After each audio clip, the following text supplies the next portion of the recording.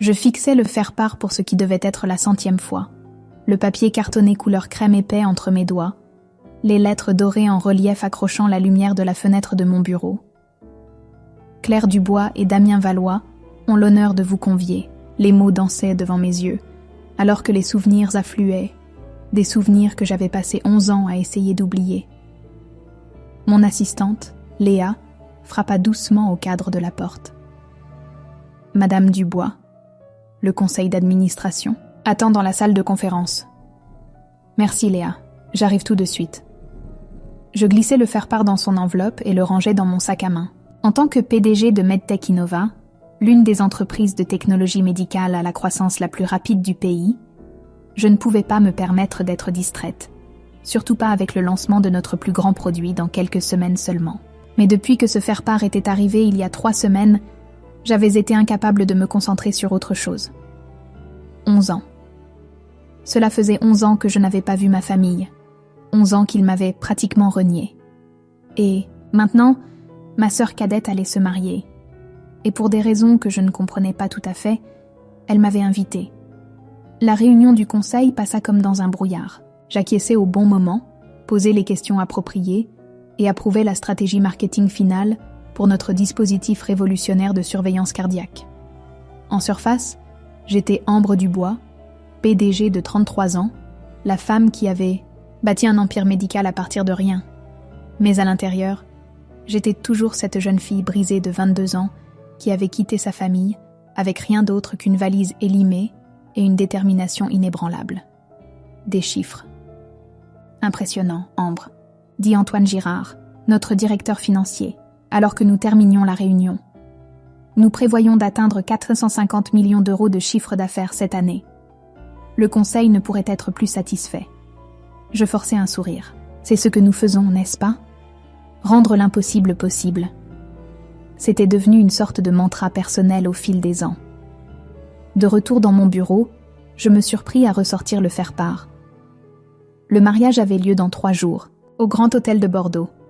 Juste un vol d'1 heure et demie depuis Lyon où je vivais maintenant.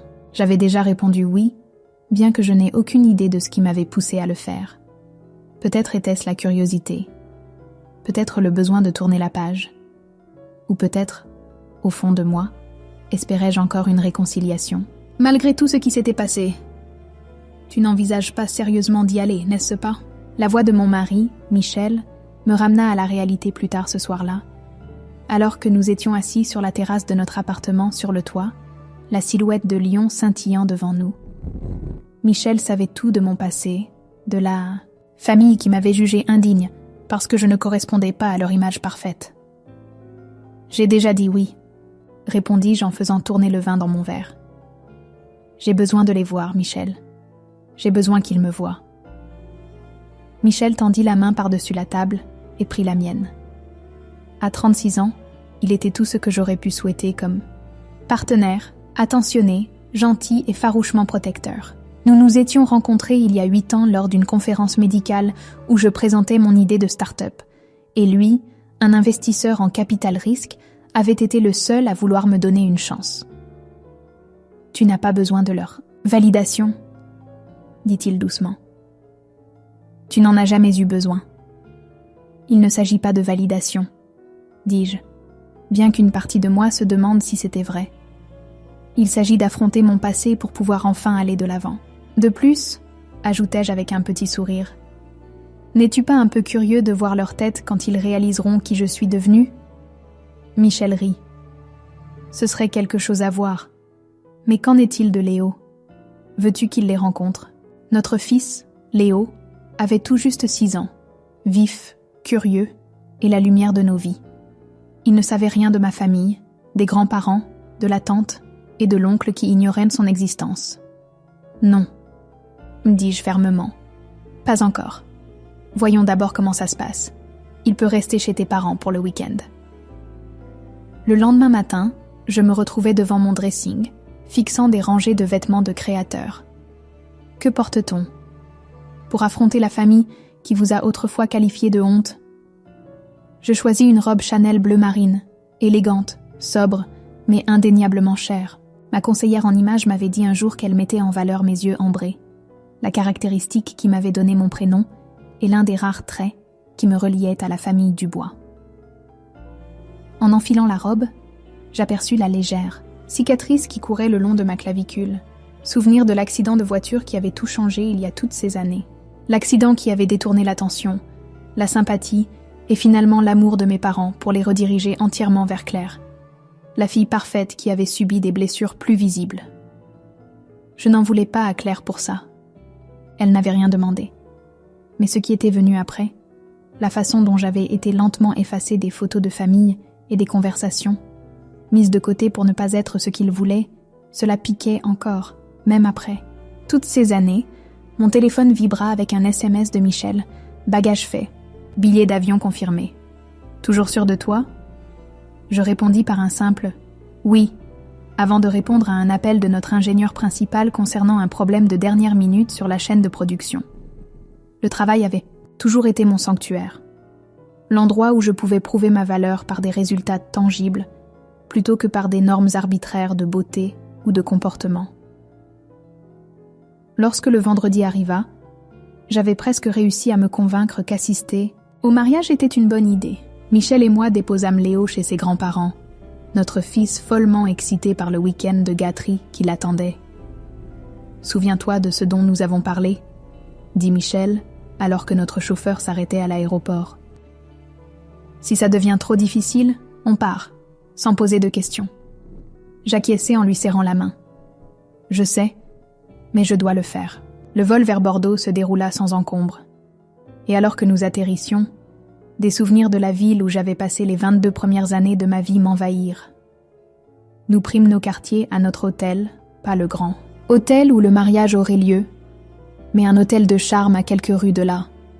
J'avais besoin d'un terrain neutre, d'un endroit où me replier si les choses tournaient mal. Le dîner la veille avait lieu ce soir-là, et bien que nous n'ayons pas été invités à cet événement particulier, je me surpris à regarder par la fenêtre de notre chambre d'hôtel, en direction du restaurant où ma famille serait réunie. « De quoi penses-tu qu'il parle ?»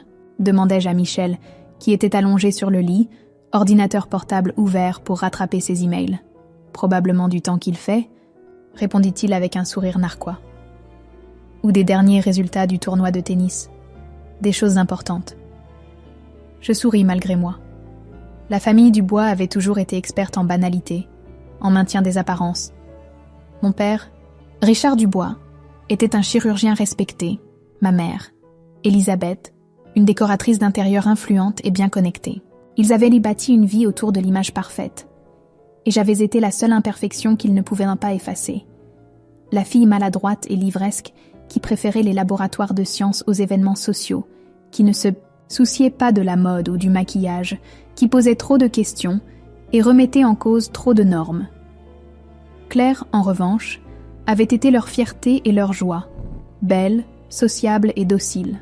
De 2 ans ma cadette, elle avait toujours été l'enfant en or, même avant l'accident qui l'avait laissée avec une boiterie et moi, avec des cicatrices invisibles, physiques et émotionnelles.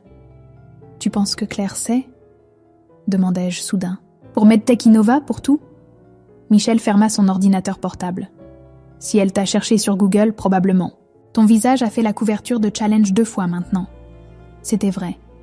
Après avoir quitté Bordeaux, j'avais cumulé 3 emplois tout en étudiant à l'école polytechnique, obtenant mon diplôme avec mention avant de développer la technologie de surveillance cardiaque qui deviendrait le produit phare de MedTech Innova. L'entreprise avait connu une croissance exponentielle, attirant l'attention et les investissements, et mon histoire, la PDG autodidacte qui avait surmonté des obstacles personnels, était devenue une sorte de coqueluche des médias. Mais j'avais délibérément gardé ma connexion avec la famille Dubois hors de toute interview ou profil. Pour le public, j'étais juste Ambre Dubois, innovatrice et entrepreneur. Peu connaissaient que la famille qui avait autrefois déclaré que je n'arriverais jamais à rien. Cette nuit-là, je dormis à peine, mon esprit tourbillonnant de scénarios, sur la façon dont le lendemain pourrait se dérouler. Me reconnaîtrait-il immédiatement ? Serait-il fier, embarrassé, indifférent ? Est-ce que je me souciais encore de ce qu'il pensait ? Au lever du jour, je m'étais convaincue que c'était une erreur, que rouvrir de vieilles blessures n'apporterait que de la douleur. Mais ensuite, j'ai pensé à toutes les fois où j'avais avalé leurs critiques, leur désapprobation, leurs rappels subtils et moins subtils que je n'étais pas assez bien. J'ai pensé à la nuit où j'étais finalement partie, à la voix froide de mon père me disant que si je partais, je ne devais pas m'embêter à revenir. J'ai pensé à la façon dont ma mère s'était tenue silencieusement à côté, comment Claire avait regardé depuis les escaliers avec des larmes dans les yeux, mais n'avait rien dit pour me défendre. Non, j'avais besoin de ça. J'avais besoin qu'ils voient que leur rejet ne m'avait pas brisé. Ils m'avaient libérée. Le mariage était prévu pour 15 heures, suivi d'une réception. Michel et moi arrivâmes au Grand Hôtel à 14h30. Moi dans ma robe Chanel bleu marine, lui dans un costume Zilly sur mesure qui accentuait sa carrure athlétique. Nous formions un couple puissant, et je sentis les têtes se tourner alors que nous traversions le hall. La salle de bal était décorée en blanc et or, avec des arrangements floraux en cascade et des lustres en cristal projetant une lueur chaleureuse sur tout. Un quatuor à cordes jouait doucement dans un coin. C'était élégant, de bon goût, et exactement ce à quoi je me serais attendue d'un événement de la famille Dubois. Nous trouvâmes des sièges vers l'arrière, du côté de la mariée mais pas de manière trop visible. Je balayai la salle du regard, reconnaissant des visages de ma vie passée. Les amis de ma mère du cercle privé, les collègues de mon père de l'hôpital, des parents éloignés que j'avais vus pour la dernière fois lors de réunions, de famille il y a plus de 10 ans. Aucun d'eux ne semblait me reconnaître, ou s'ils le faisaient, ils ne le montraient pas. Puis je les vis, mes parents, debout près de l'entrée de la salle de bal, accueillant les invités.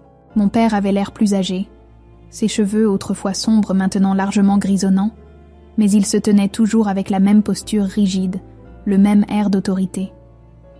Ma mère était aussi impeccablement vêtue que jamais, ses cheveux, blonds coiffés en un chignon élégant, son sourire étudié et parfait.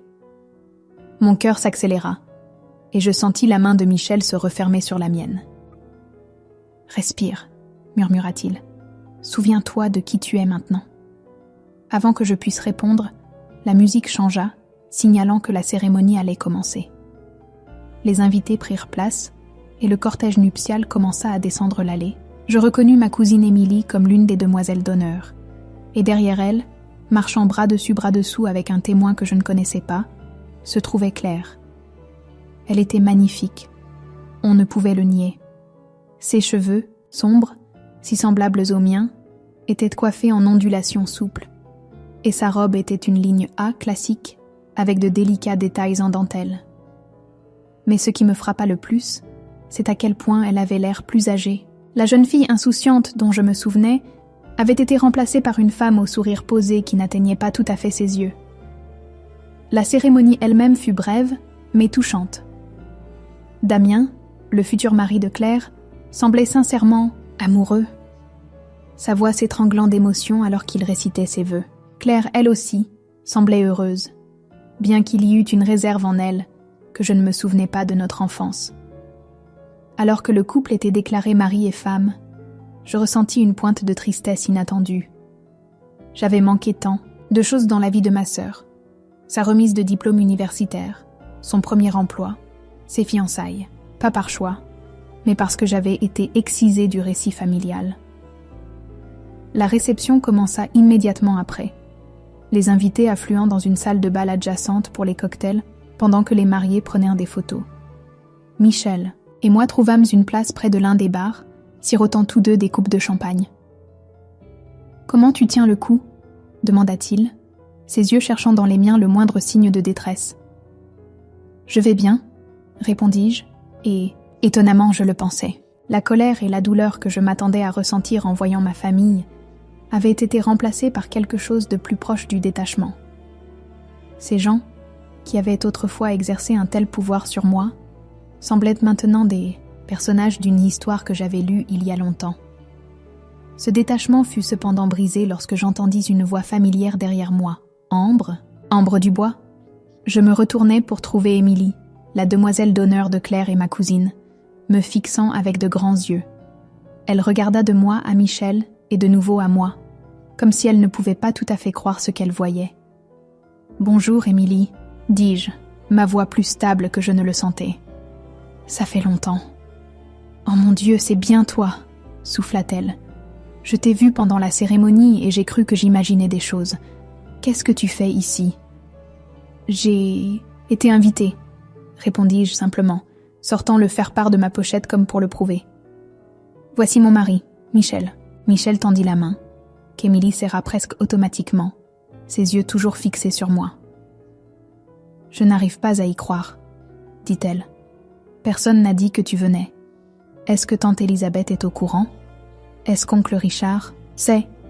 J'ai répondu à l'invitation, dis-je en haussant les épaules. Qu'ils aient lu ou non la liste des invités ne me concerne pas. Émilie semblait à court de mots, son regard parcourant ma robe de créateur, les clous d'oreilles en diamant, la façon assurée dont je me tenais. Je n'étais plus la cousine maladroite dont elle se souvenait.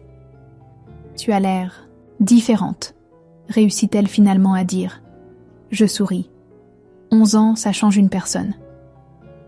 Avant qu'Émilie puisse répondre, une autre voix se joignit à la conversation, celle-ci plus profonde, masculine et indéniablement autoritaire. « Émilie, ta mère te cherche. » Mon père se tenait là, son expression illisible alors qu'il me contemplait. Pendant un instant, aucun de nous ne parla, les années s'étirant entre nous comme un gouffre infranchissable. Émilie marmonna quelque chose à propos de trouver sa mère et se dépêcha de partir, me laissant face à face avec l'homme qui m'avait autrefois dit que j'étais une déception. « Bonjour papa, pour papa », dis-je, le mot sonnant étranger sur ma langue après tant d'années.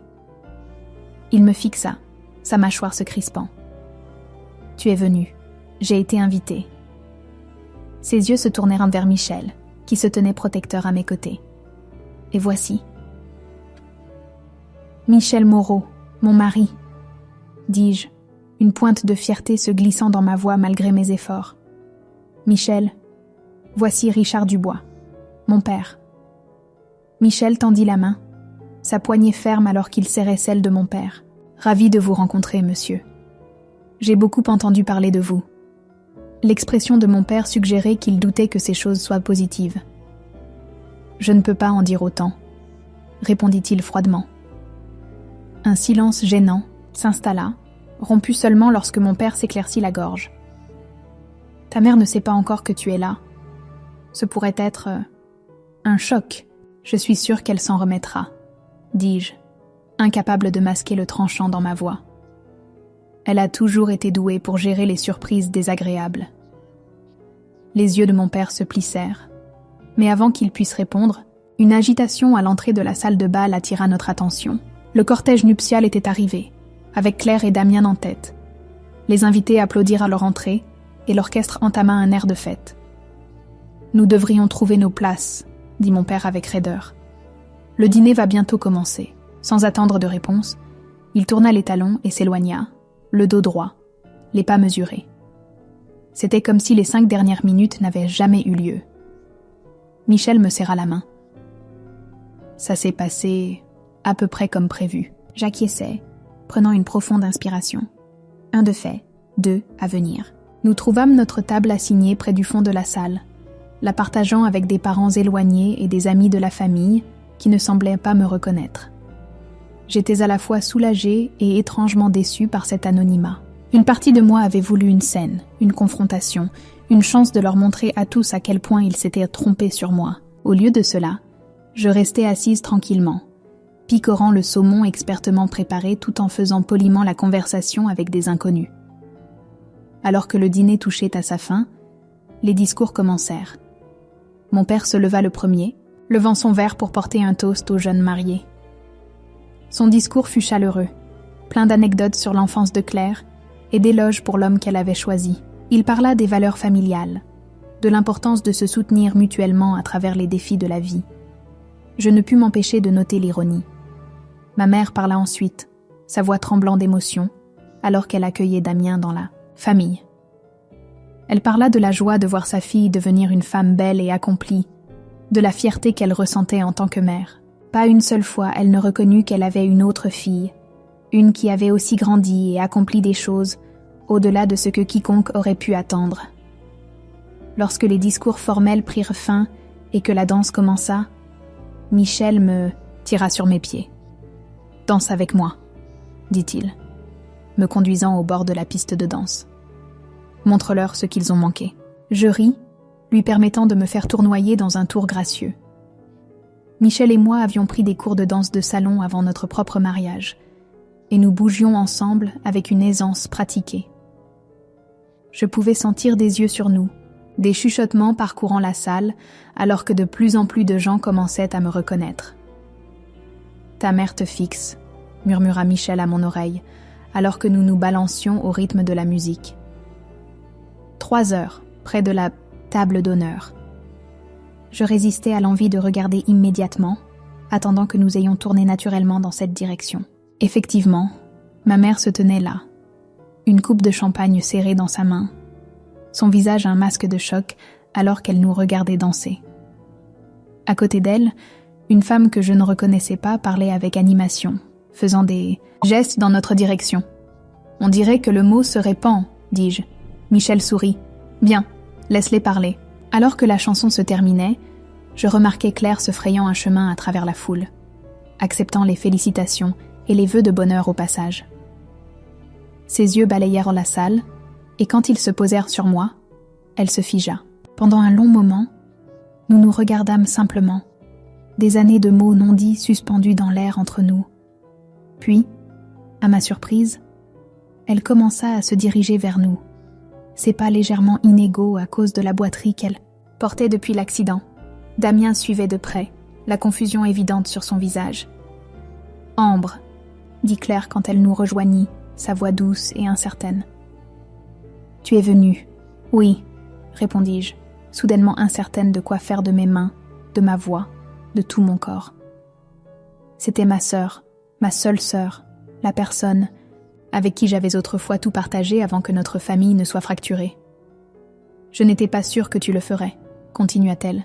« Même après que tu aies répondu, j'ai dit que je viendrais, alors je suis venue, » dis-je simplement. « Félicitations au fait, c'était une belle cérémonie. » Claire sourit, un sourire sincère qui atteignit ses yeux. « Merci. Voici Damien, mon mari. » Elle se tourna vers l'homme à côté d'elle, qui observait notre échange avec une curiosité ouverte. « Dan, voici Ambre, ma sœur. » Les yeux de Damien s'écarquillèrent légèrement. « Sœur ? Je ne savais pas que tu avais une sœur. » Les mots me frappèrent comme un coup physique. Il ne savait pas. Son propre mari n'avait pas su mon existence jusqu'à ce moment. Claire eut la décence d'avoir l'air honteuse. « C'est compliqué, » dit-elle doucement. « Nous ne nous sommes pas vus depuis longtemps. »« 11 ans, » fournis-je, ma voix plus tranchante que je ne l'avais voulu. « Depuis que je suis partie pour mes études. » Damien tendit la main, semblant désireux de désamorcer la tension. « Eh bien, c'est un plaisir de te rencontrer, Ambre. » Et « Michel, » dit mon mari en s'avançant. « Michel Moreau. »« Michel, » répéta Damien. « Vous êtes marié, » confirmai-je. « Depuis 8 ans maintenant. » Les yeux de Claire s'écarquillèrent. « Tu es marié ? Je n'en avais aucune idée. » « Il y a beaucoup de choses que tu ne sais pas sur moi, Claire, » dis-je, incapable de cacher la blessure dans ma voix. Beaucoup de choses se sont passées. En onze ans. Un silence inconfortable s'installa, rompu seulement lorsque Damien reprit la parole. « Eh bien, je suis heureux que vous ayez pu être là pour notre journée spéciale. La famille, c'est important, n'est-ce pas ?» L'ironie de sa déclaration ne nous échappa à aucun d'entre nous. Claire se décala maladroitement, son regard allant de moi à la salle bondée au-delà. « Je devrais probablement aller dire bonjour à certains parents de Dan, » dit-elle finalement. « Mais peut-être ? Pourrions-nous parler plus tard ? Rattraper un peu le temps perdu ?» J'acquiesçai, ne me faisant pas confiance pour parler. Alors qu'il s'éloignait, je sentis le bras de Michel se glisser autour de ma taille, me stabilisant. « Son mari ne savait pas pour toi, » dit-il tranquillement. « Ils t'ont vraiment effacé. » J'avalai difficilement, luttant contre les émotions qui menaçaient de me submerger. Prenons l'air. Nous nous dirigeâmes vers une petite terrasse attenante à la salle de bal principale. La brise fraîche du soir, un soulagement. Bienvenue de l'atmosphère étouffante à l'intérieur. Je m'agrippais à la balustrade en pierre, prenant de profondes inspirations pour calmer la tempête de sentiments qui faisait rage en moi. Je savais qu'ils m'avaient exclu, dis-je après un moment. Mais je n'avais pas réalisé qu'ils avaient fait comme si je n'avais jamais existé du tout. Michel se tenait à côté de moi, une présence solide et réconfortante. Que veux-tu faire ? Nous pouvons partir si tu veux. Je secouai la tête. Non, je suis venue ici pour une raison. Je dois aller jusqu'au bout. Nous restâmes sur la terrasse pendant plusieurs minutes, regardant le ciel s'assombrir et les lumières de la ville commencer à scintiller au loin. Quand nous retournâmes finalement à la réception, la fête battait son plein, les invités envahissant la piste de danse et le bar. Je repérai ma mère presque immédiatement. Elle se tenait près de la table des cadeaux, engagée dans ce qui semblait être une conversation intense avec mon père. Leurs yeux nous suivirent alors que nous rentrions dans la salle.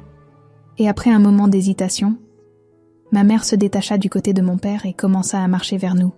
« Prépare-toi », murmurai-je à Michel.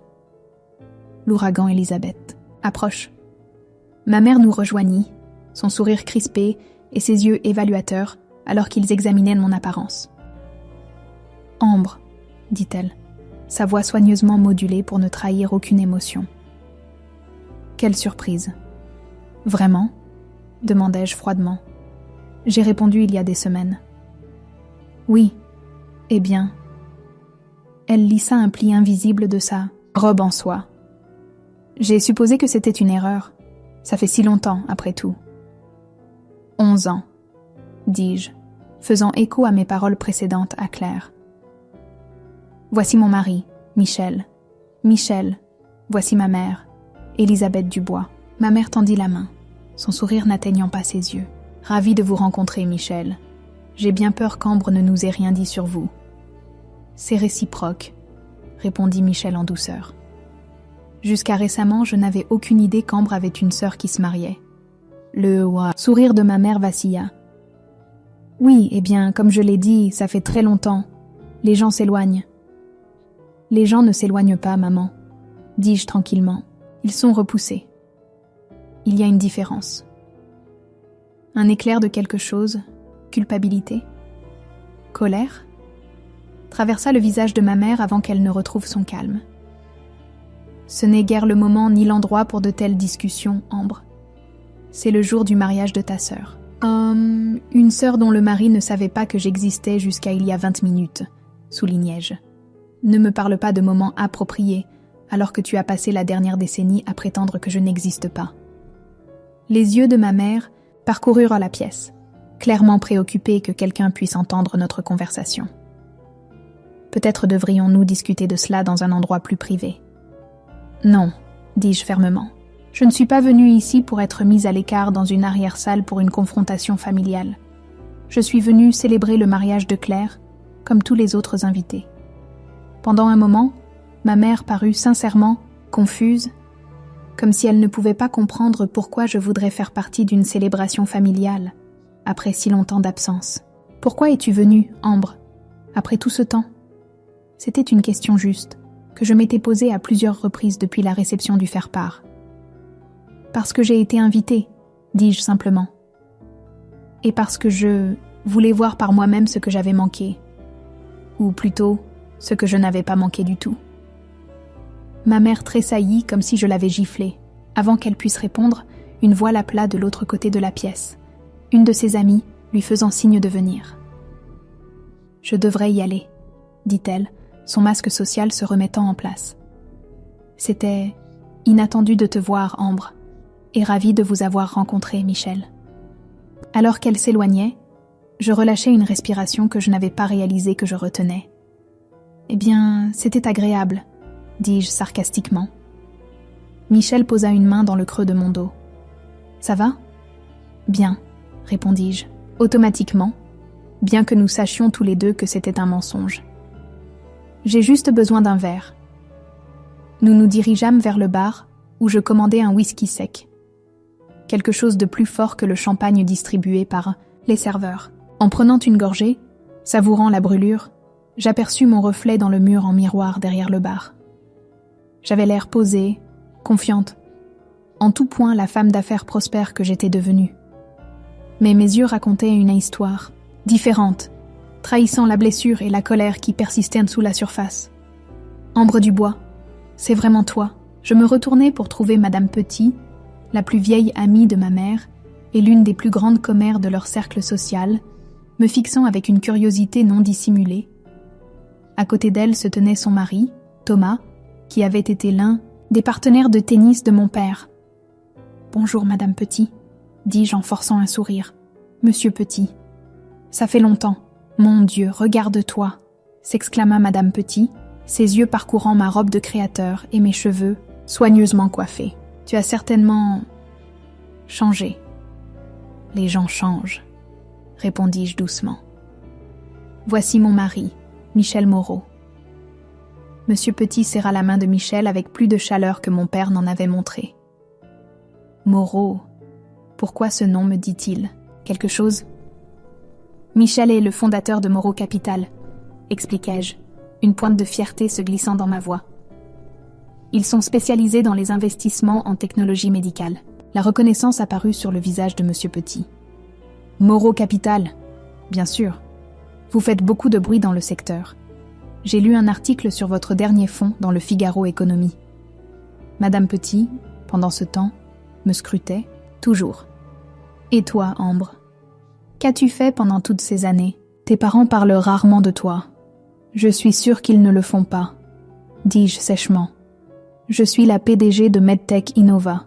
Nous développons une technologie de surveillance cardiaque, entre autres choses. » Les sourcils parfaitement dessinés de Madame Petit se haussèrent. « MedTech Innova? Le MedTech Innova? J'ai lu un article à leur sujet, sur vous, dans Challenge, n'est-ce pas? Probablement, » intervint Michel, sa main reposant protectrice sur mon dos. Ambre a fait la couverture 2 fois au cours des 3 dernières années.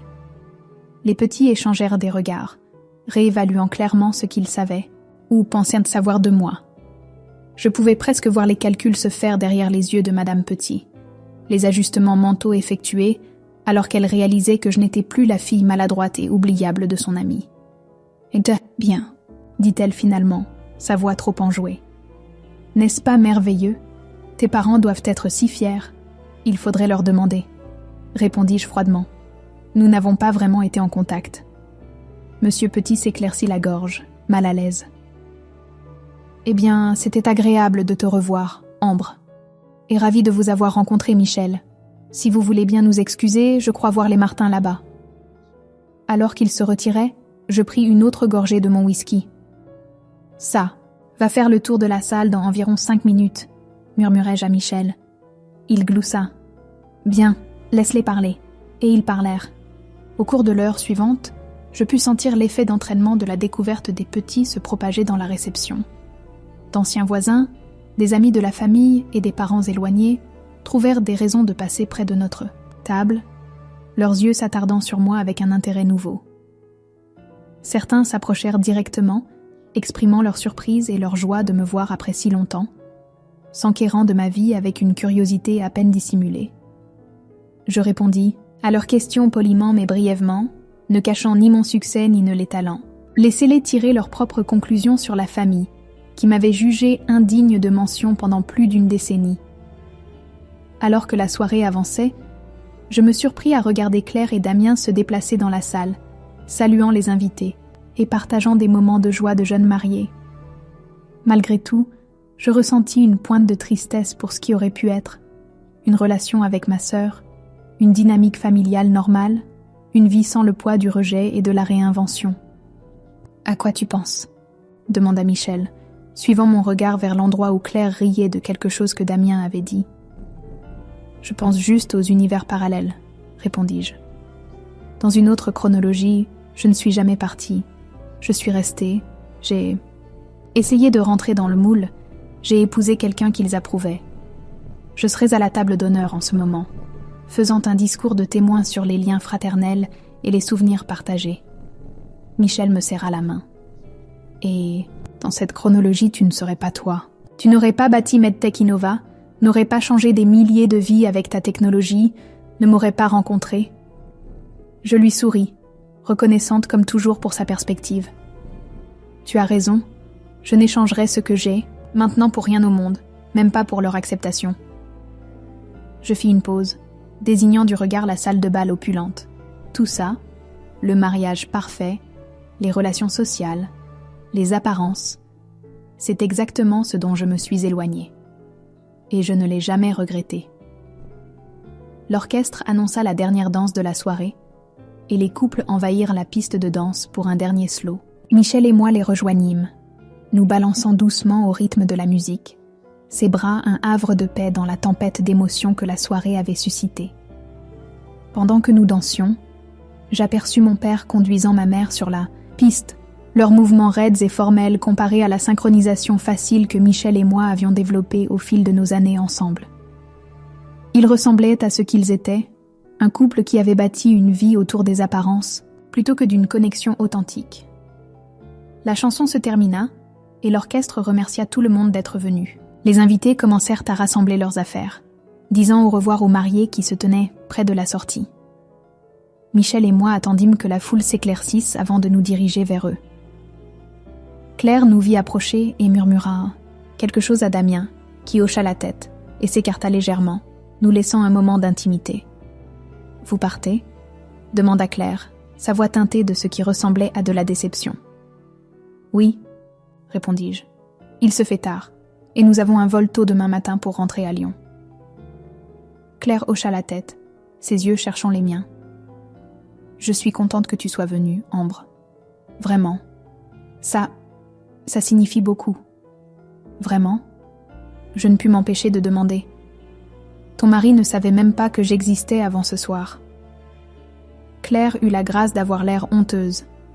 « C'est compliqué. Après ton départ, maman et papa, ils ne parlaient pas de toi, du tout. C'était comme si tu n'avais jamais fait partie de la famille, et puis le temps a passé, et c'est devenu plus difficile à expliquer. Et finalement, elle s'interrompit, faisant un geste impuissant. Finalement, c'était plus facile de simplement prétendre que je n'avais jamais existé, finis-je pour elle. Je comprends. Ce que je ne comprends pas, c'est pourquoi tu m'as invité ce soir. Après 11 ans de silence, pourquoi maintenant ? Claire se mordit la lèvre, un geste si familier de notre enfance qu'il me serra le cœur. Parce que ça ne me semblait pas juste de ne pas le faire, dit-elle finalement. Me marier, commencer ce nouveau chapitre, ça m'a fait réfléchir à la famille, à ce qui compte. Et j'ai réalisé que ma sœur me manquait. Ces mots restèrent en suspens entre nous, sincères, mais trop peu, trop tard. Tu m'as manqué aussi, Claire, dis-je doucement, pendant des années. Mais finalement, j'ai dû construire une vie sans toi, sans aucun de vous. Et tu l'as fait, dit-elle, ses yeux observant ma posture assurée, ma robe de créateur, la vie réussie évidente dans chaque aspect de mon apparence. J'ai vu des articles sur toi, sur ton entreprise. Tu fais des choses incroyables. Oui, acquiesçai-je, ni vantarde ni modeste. C'était simplement la vérité. Peut-être, Claire hésita. Peut-être pourrions-nous parler un jour ? Prendre un café quand tu seras à Bordeaux, ou je pourrais venir à Lyon ? Je considérais son offre, pesant le potentiel de réconciliation contre le risque de rouvrir de vieilles blessures. Peut-être, dis-je finalement. Mais pas tout de suite. Aujourd'hui a été beaucoup à digérer. Claire hocha la tête, la compréhension dans ses yeux. Bien sûr, juste, ne disparais pas pour encore 11 ans, d'accord ? Je ne le ferai pas si tu ne le fais pas, répondis-je, un fantôme de sourire traversant mon visage. Nous échangeâmes nos coordonnées, le simple acte de programmer le numéro de ma sœur dans mon téléphone semblant à la fois banal et monumental. Puis, avec une brève et maladroite étreinte, nous nous dîmes au revoir. Damien rejoignit Claire alors que Michel et moi tournions les talons pour partir. « C'était un plaisir de te rencontrer, Ambre, » dit-il, ses yeux chaleureux et sincères. « J'espère qu'on te verra davantage à l'avenir. » Toi aussi, Damien, répondis-je. Prends soin de ma sœur. Alors que nous nous éloignions, j'entendis Damien demander à Claire « Pourquoi ne m'as-tu jamais parlé d'elle ?» Sa réponse fut trop basse pour que je l'entende, mais je découvris que je n'avais plus besoin de savoir.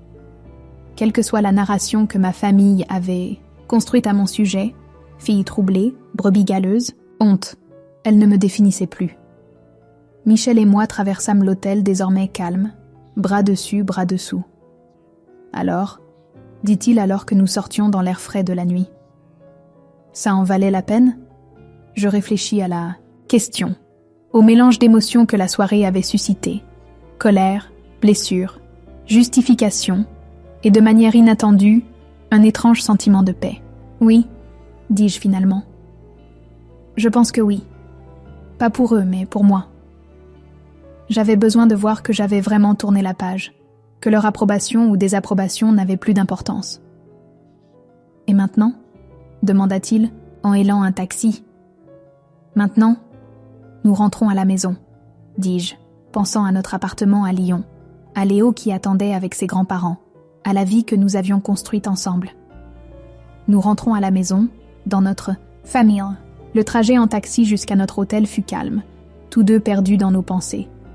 Alors que nous nous préparions pour la nuit, je me surpris à sortir mon téléphone, faisant défiler les coordonnées de Claire nouvellement ajoutées.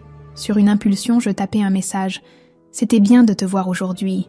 Félicitations encore. » Ambre. Sa réponse arriva presque immédiatement. « Toi aussi. Merci d'être venue. Dors bien, Serette. » Serette. Un mot si simple, mais qui portait le poids de notre histoire commune, le potentiel d'une relation, future. Je posai mon téléphone, pas tout à fait prête à déballer toutes les implications. Michel sortit de la salle de bain, se glissant dans le lit à côté de moi. « Tout va bien ?» demanda-t-il, notant mon expression pensive. « Ça va aller ?» répondis-je en me blottissant dans ses bras. « Je pense juste aux secondes chances. Ta sœur ?» devina-t-il. J'acquiesçai. « Peut-être. On verra. » Alors que je sombrais dans le sommeil, je me surpris à penser non pas au passé, mais à l'avenir, à la vie que j'avais créée, à la famille que j'avais choisie et à la femme que j'étais devenue, non pas grâce au soutien de ma famille, de naissance, mais malgré son absence. Le lendemain matin, alors que nous nous préparions à partir pour l'aéroport, mon téléphone vibra avec un SMS d'un numéro inconnu. « Ambre, c'est ton père. Ta mère et moi aimerions prendre le petit déjeuner avec vous avant que vous ne quittiez la ville. Le restaurant de l'hôtel, 9h. » Je montrai le message à Michel qui haussa les sourcils. « Que veux-tu faire ?» J'envisageais de l'ignorer, de monter dans notre avion et de laisser le drame familial du bois derrière moi une fois de plus. Mais quelque chose, la curiosité peut-être, ou le besoin d'une clôture finale, me fit répondre « Nous serons là ». Le restaurant de l'hôtel était bondé de clients pour le brunch du dimanche matin lorsque nous arrivâmes. Mes parents étaient déjà assis à une table d'angle, mon père consultant sa montre avec impatience, ma mère tripotant sa serviette. « On parie sur le sujet de la conversation ?» murmura Michel alors que nous nous dirigions vers eux. « Je mise sur le contrôle des dégâts. Pas de pari, » répondis-je. « C'est définitivement ça. » Mes parents se levèrent à notre approche, leur posture raide de formalité. « Ambre, Michel, » dit mon père en désignant les chaises vides. « Merci d'être venus. » Nous nous assîmes, et un silence gênant s'installa, rompu seulement lorsqu'un serveur arriva pour prendre nos commandes de boissons. Une fois qu'il fut parti, mon père s'éclaircit la gorge, se préparant clairement au discours qu'il avait répété. « Nous voulions vous parler avant votre départ. » Commença-t-il, sa voix mesurée et contrôlée. « À propos de votre situation. » « Ma situation ?» répétai-je en arquant un sourcil. « Vous voulez dire ma vie ? Ma carrière ? Mon mariage ?» La mâchoire de mon père se crispa. « Oui, tout ça. Nous avons été surpris par ce que nous avons appris hier soir. »« Que j'ai réussi ?» demandai-je, incapable de masquer le tranchant dans ma voix. « Ou que les gens savent maintenant que j'existe ?» Ma mère posa une main sur le bras de mon père. Un signal subtil pour qu'il la laisse prendre le relais. « Ce que ton père veut dire, dit-elle, sa voix douce comme de la soie. C'est que nous réalisons que nous avons été déconnectés, et peut-être que cela a créé quelques malentendus. Le seul malentendu, dis-je tranquillement, c'était moi pensant que ma famille me soutiendrait quoi qu'il arrive. Cela a été clarifié assez efficacement il y a 11 ans. Le visage de mon père rougit. C'est toi qui es partie, Ambre. Tu as fait ce choix. Après que tu m'aies dit que je n'arriverais jamais à rien, lui rappelai-je. Après que tu aies clairement indiqué que si je ne correspondais pas à votre image de famille parfaite, je n'étais pas du tout la bienvenue. Un silence tendu s'installa, rompu seulement lorsque le serveur revint avec nos boissons et prit nos commandes de nourriture. Une fois qu'il fut reparti, ma mère se pencha en avant, sa voix plus basse. « Le passé est le passé, » dit-elle. « Ce qui compte maintenant, c'est d'aller de l'avant. Nous avons entendu parler de votre entreprise, MedTech Innova. Cela semble très impressionnant. »« Ça l'est, » intervint Michel, sa voix froide. « Ambre a bâti quelque chose de remarquable, sauvé d'innombrables vies avec sa technologie. » Mon père hocha la tête, une pointe de respect sincère traversant son visage, avant d'être rapidement masqué. « Oui, eh bien, c'est en partie ce dont nous voulions discuter. Ta mère et moi avons pensé qu'il était peut-être temps de renouer les liens. »« Renouer les liens », répétai-je, le mot ayant un goût amer sur ma langue. Après 11 ans de silence, après m'avoir effacé si complètement que le propre mari de ma sœur ne savait pas que j'existais avant hier soir. Ma mère eut la décence de paraître mal à l'aise. C'était regrettable. Mais les familles sont compliquées, Ambre. Tu comprends sûrement ça. Ce que je comprends, dis-je en me penchant en avant, c'est que vous êtes assise ici maintenant, parce qu'hier soir, vous avez découvert que votre fille embarrassante est en fait quelqu'un d'important. Quelqu'un dont l'association pourrait vous être bénéfique, plutôt que de nuire à votre image parfaite. Mon père commença à objecter, mais je levai la main. Laissez-moi finir. Pendant des années, j'ai essayé de gagner votre approbation. J'ai essayé d'être ce que vous vouliez. Plus jolie, plus sociale, moins interrogative, moins moi. Quand ça n'a pas marché, quand j'ai finalement décidé d'être fidèle à moi-même, vous m'avez mise de côté. Et maintenant, quand il s'avère qu'être moi-même m'a rendu prospère, vous voulez revenir. Ai-je bien compris ? Mes parents échangèrent des regards, aucun ne pouvant tout à fait croiser mes yeux. Leur silence était toute la confirmation dont j'avais besoin. « Voici ce qui va se passer, » continuai-je, ma voix stable. « Je vais finir ce petit déjeuner parce que j'ai faim et parce qu'on m'a élevé pour avoir de bonnes manières, malgré les preuves du contraire. Ensuite, Michel et moi allons partir, prendre notre vol et rentrer chez nous retrouver notre fils. Oui, vous avez un petit-fils, il s'appelle Léo. Il a 6 ans et il est brillant. Que vous le rencontriez un jour dépend entièrement de la façon dont les prochains mois se dérouleront. » Les yeux de ma mère s'écarquillèrent. « Un petit-fils ? Pourquoi ne nous l'as-tu pas dit ? Pourquoi l'aurais-je fait ? » demandai-je simplement. « Vous avez clairement indiqué que je ne faisais pas partie de cette famille. Pourquoi soumettrais-je mon enfant à des gens qui ont rejeté sa mère ? » Le serveur arriva avec notre nourriture, l'attention à table si épaisse qu'il se dépêcha de partir dès que tout fut servi. Nous mangeâmes en silence pendant plusieurs minutes, les seuls bruits étant le cliquetis de l'argenterie contre les assiettes et le murmure des conversations des tables voisines. Finalement, mon père parla, sa voix plus calme qu'auparavant. « Que faudrait-il, Ambre, pour réparer les choses ?» Je considérais la question, surprise par le peu d'importance que la réponse avait pour moi maintenant. « Je ne sais pas, » répondis-je honnêtement. « Je ne suis même pas sûre que ce soit possible. Ou si je le veux. Mais tu es venue au mariage, » souligna ma mère. Ça doit bien vouloir dire quelque chose. Ça voulait dire que j'étais curieuse, admis-je. Et peut-être, quelque part au fond de moi, je voulais que vous voyiez qui je suis devenue. Pas pour que vous décidiez soudainement que j'étais digne de votre amour. Ce temps est révolu. Mais pour que vous sachiez ce que vous avez manqué en choisissant votre image plutôt que votre fille. Mon père tressaillit. La première, réaction sincère que j'avais vue de sa part de toute la matinée. « Ce n'est pas juste, Ambre. »« Ah non ?» rétorquai-je. « Dis-moi, papa, si j'étais restée, si j'avais épousé un jeune médecin approprié de votre cercle social, si j'avais joué le rôle de la fille dévouée, m'aurais-tu soutenue comme tu as soutenu Claire? Aurais-je été assez bien alors ?» Il ne répondit pas, ce qui était une réponse en soi. « C'est ce que je pensais, » dis-je tranquillement. « Pour ce que ça vaut, je vous pardonne. Non pas parce que vous le méritez, mais parce que conserver cette colère et cette blessure ne m'a pas servi depuis longtemps. J'ai construit une vie dont je suis fière, avec des gens qui m'aiment pour exactement qui je suis. Je n'ai plus besoin de votre approbation. » Les yeux de ma mère brillèrent de larmes non versées. « Nous avons fait des erreurs, Ambre, de terribles erreurs, mais nous sommes toujours tes parents. » « Biologiquement, oui, acquiesçai-je. Mais être parent, c'est plus que l'ADN.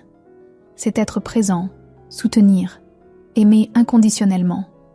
Quelque chose que j'ai appris avec Léo. Nous finîmes notre repas en silence, le poids des émotions non résolues pesant lourdement dans l'air. Quand l'addition arriva, mon père tendit la main, mais Michel fut plus rapide. « Permettez-moi, » dit-il en glissant sa carte de crédit dans le porte-addition en cuir.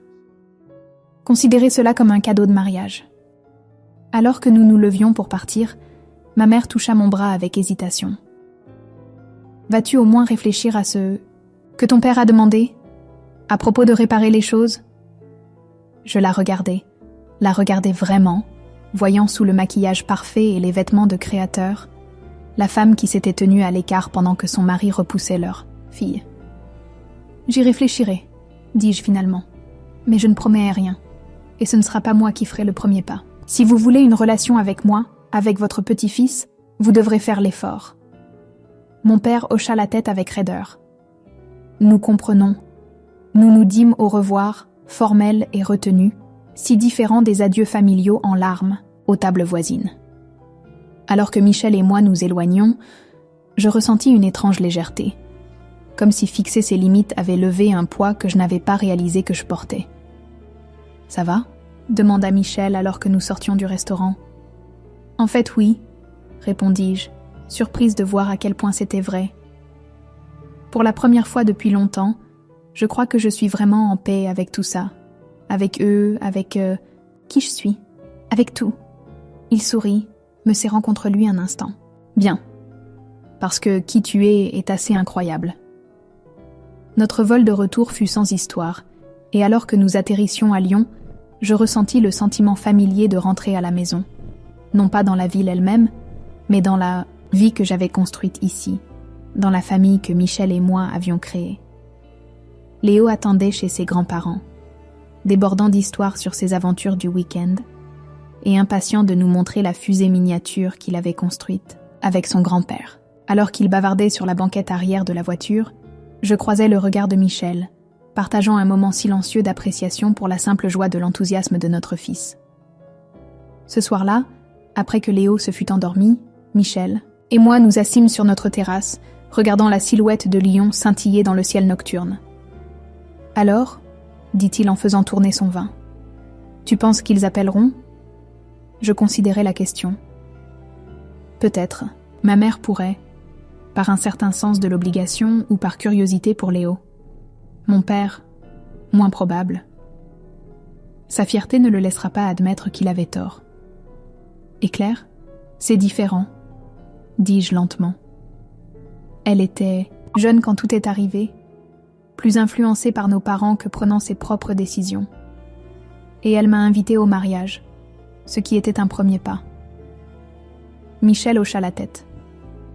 Alors, quoi maintenant ? Je me penchai en arrière, regardant les étoiles à peine visibles à travers la pollution lumineuse de la ville. Maintenant, nous continuons nos vies. La fusion avec Johnson Medical est le mois prochain, Léo a son concours scientifique, qui arrive. Tu as cette conférence à Berlin. La vie continue. Et s'ils prennent contact ? Alors je gérerai ça à ce moment-là, dis-je simplement. Avec des limites et selon mes conditions. Mais je n'attends pas leur appel. Je ne mets pas ma vie en pause pour leur approbation. Plus maintenant. Michel leva son verre. à vivre sa vie selon ses propres termes. Je trinquais avec lui, à connaître sa propre valeur, même quand les autres ne la voient pas. Le lendemain matin, alors que je me préparais pour le travail, je me surpris à penser au mariage, à revoir ma famille après tant d'années. Il y avait eu de la douleur dans ces retrouvailles, de vieilles blessures rouvertes, mais aussi un sentiment inattendu de résolution. J'étais allée chercher quelque chose, la clôture peut-être, ou la validation. Ce que j'avais trouvé à la place, c'était la certitude que je n'avais plus besoin ni de l'une ni de l'autre.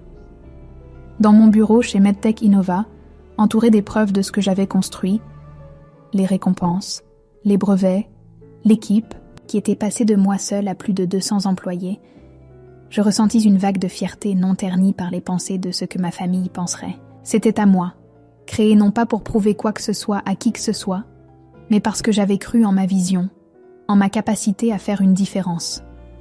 Quelques jours plus tard, un colis arriva à mon bureau, une petite boîte soigneusement emballée avec une adresse de retour de Bordeaux. À l'intérieur se trouvait un cadre photo en argent contenant une photo du mariage de Claire. Le moment où elle et moi nous étions tenus ensemble, un sourire maladroit, mais sincère sur mon visage, de l'espoir dans ses yeux. Une note l'accompagnait. Un nouveau départ ? Affectueusement, Claire.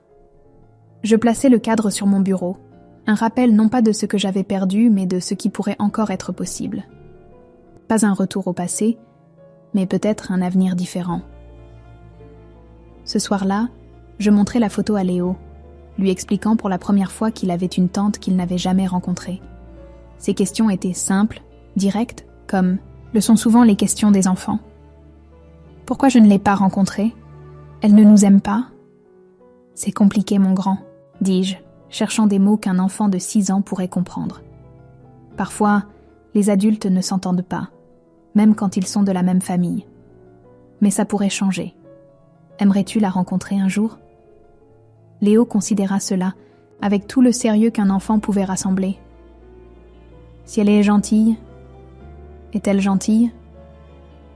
Elle peut l'être, répondis-je honnêtement. Elle l'était avant. Cette nuit-là, j'envoyai un SMS à Claire.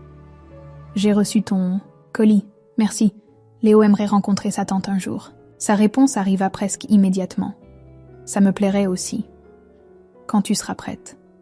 Prête. Un mot si simple pour un sentiment si complexe. Étais-je prête à laisser ma famille revenir dans ma vie, même de manière limitée ? Étais-je prête à risquer d'être à nouveau blessée, à ouvrir cette porte ne serait-ce qu'entrebâillée ? La réponse, réalisai-je, n'était pas un simple oui ou non. C'était un peut-être prudent, une volonté de voir ce qui pourrait se développer sans attente ni illusion. Pas pour eux, mais pour moi, pour Léo, pour la possibilité de guérir de vieilles blessures et de créer de nouvelles connexions selon mes propres termes.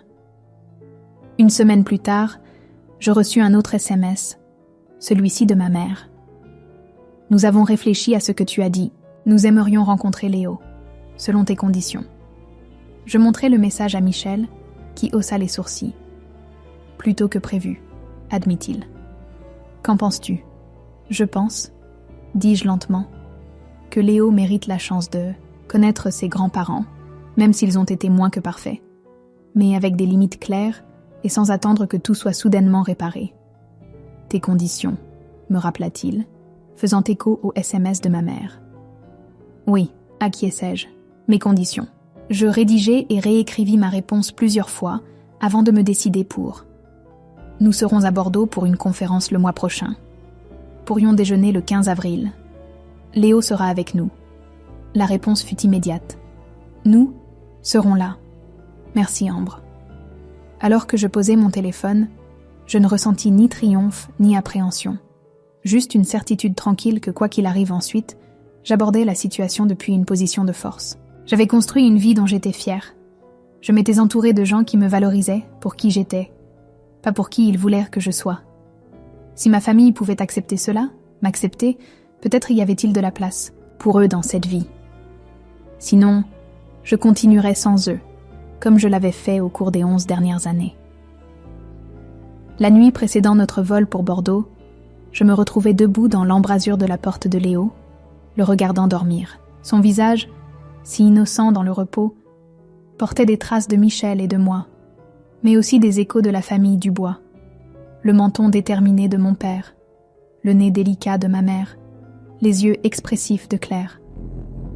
Il portait notre histoire, dans son ADN, que je reconnaisse ma famille ou non. « Il ira bien, tu sais », dit doucement Michel, venant se tenir à côté de moi. Il est résilient, comme sa mère. Je me penchai contre lui, puisant de la force dans sa présence stable. Je sais, je veux juste le protéger de se sentir comme s'il n'était pas assez, comme moi. Ça n'arrivera pas, m'assura Michel. Parce que, contrairement à tes parents, nous l'aimons pour exactement qui il est, et parce que tu ne laisseras jamais personne lui faire sentir le contraire. J'acquiesçai, sachant qu'il avait raison. Les blessures de mon enfance m'avaient façonné, mais elles ne me définissaient pas, et elles ne toucheraient pas mon fils si j'avais mon mot à dire. Le déjeuner avec mes parents était prévu dans un petit restaurant près de notre hôtel, un terrain neutre où nous pourrions partir si les choses devenaient inconfortables. Alors que nous approchions, la main de Léo dans la mienne, je sentis un resserrement familier dans ma poitrine. La vieille anxiété d'essayer de répondre à des attentes impossibles. Je m'arrêtai, prenant une profonde inspiration. Michel me serra l'épaule, un rappel silencieux que je n'étais plus cette fille peu sûre d'elle. J'étais Ambre Dubois-Moreau, PDG de Medtech Innova, épouse de Michel, mère de Léo, une femme qui avait construit sa vie selon ses propres termes. « Prête ?» demanda Michel. Je baissai les yeux vers Léo, qui me regarda avec des yeux curieux, puis vers le restaurant où mes parents attendirent de rencontrer leur petit-fils pour la première fois. « Prête », confirmai-je, avançant non pas dans le passé, mais dans un avenir que je façonnais moi-même. Quand nous entrâmes dans le restaurant, je repérai immédiatement mes parents, assis avec raideur à une table d'angle, vêtus impeccablement comme toujours. Les yeux de ma mère s'écarquillèrent quand elle vit Léo, sa main allant à sa gorge dans un geste dont je me souvenais de l'enfance, son signe quand elle était sincèrement émue. « Bonjour », dis-je simplement en arrivant à la table. « Maman, papa, voici Léo. Léo, voici tes grands-parents, le docteur et Madame Dubois. » Léo, toujours aussi sociable, tendit la main avec confiance. « Salut, vous aimez les fusées ? J'en ai construit. Une avec Papy Moreau. Et elle a volé super haut. La glace brisée par l'enthousiasme direct d'un enfant, nous nous installâmes pour un déjeuner maladroit, mais pas insupportable. Mes parents posèrent des questions à Léo sur l'école, sur ses centres d'intérêt, sur ses amis. Ils étaient clairement charmés par lui, comme la plupart des gens, mais je remarquais autre chose dans leurs interactions. Une attention que je ne me souvenais pas de ma propre enfance. Un effort pour s'engager avec qui il était plutôt qu'avec qui ils auraient pu vouloir qu'il soit. Alors que Léo bavardait sur son projet de concours scientifique, je surpris mon père me regardant avec une expression que je ne pouvais pas tout à fait déchiffrer. Quand Léo fit une pause pour reprendre son souffle, mon père s'éclaircit la gorge. « Ambre », dit-il, sa voix bourrue mais sincère, « je te dois des excuses. Ce qui s'est passé, la façon dont les choses se sont terminées entre nous, c'était mal, j'avais tort. » Les mots restèrent en suspens dans l'air, inattendus et attendus depuis si longtemps que pendant un moment je ne pus répondre. La main de Michel trouva la mienne sous la table, une encre silencieuse. « Oui, dis-je finalement. Vous aviez tort. » Mon père hocha la tête, acceptant la réponse directe. « Je sais qu'une excuse ne répare pas 11 ans, mais je veux que tu saches que je suis fière de ce que tu as accompli, de ce que tu as construit, de la femme que tu es devenue. Même si ce n'était pas ce que vous aviez prévu pour moi, parce que ce n'était pas ce que j'avais prévu, admit-il. Tu m'as prouvé que j'avais tort, Ambre. Prouvé que tu te connaissais mieux que moi, ça demande du courage. » Ma mère tendit la main par-dessus la table, touchant avec hésitation ma main libre. « Nous avons manqué tellement de choses, » dit-elle, ses yeux se tournant vers Léo. « Tant d'années que nous ne pouvons pas récupérer. Mais si tu es d'accord, si tu nous laisses, nous aimerions faire partie de ta vie à l'avenir, selon tes conditions, » ajouta-t-elle rapidement. « Quelle que soit la forme que cela prendra. » Je pensais à la fille que j'avais été, si désespérée de leur approbation, et à la femme que j'étais devenue, n'en ayant plus besoin. Je ne peux rien promettre, dis-je honnêtement. Mais nous pouvons commencer par un déjeuner, par Léo connaissant ses grands-parents, par de petits pas. Mon père hocha la tête, le soulagement évident sur son visage. De petits pas, acquiesça-t-il. C'est tout ce que nous demandons. Alors que le déjeuner se poursuivait, la conversation devenant progressivement moins tendue, j'observais mes parents interagir avec mon fils, vis l'intérêt sincère dans leurs yeux, si différent de l'approbation distante qu'ils m'avaient offerte. Les gens pouvaient changer, réalisai-je, ou du moins, ils pouvaient essayer.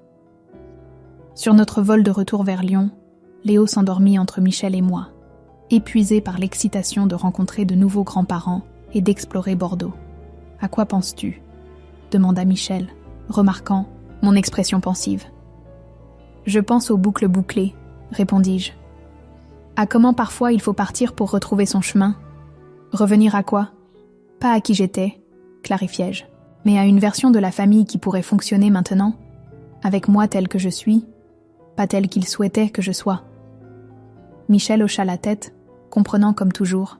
« Et si ça ne marche pas ? » « Alors nous continuerons comme nous l'avons fait, dis-je simplement, avec la famille que nous avons choisie, la vie que nous avons construite. Mais je pense que ça vaut la peine d'essayer, pour Léo. Et peut-être, juste peut-être, pour moi aussi. » Dans les semaines qui suivirent, de petits pas commencèrent, en effet, à construire un nouveau type de relation. Ma mère appelait une fois par semaine, demandant des nouvelles de Léo, de mon travail, même des dernières entreprises de Michel.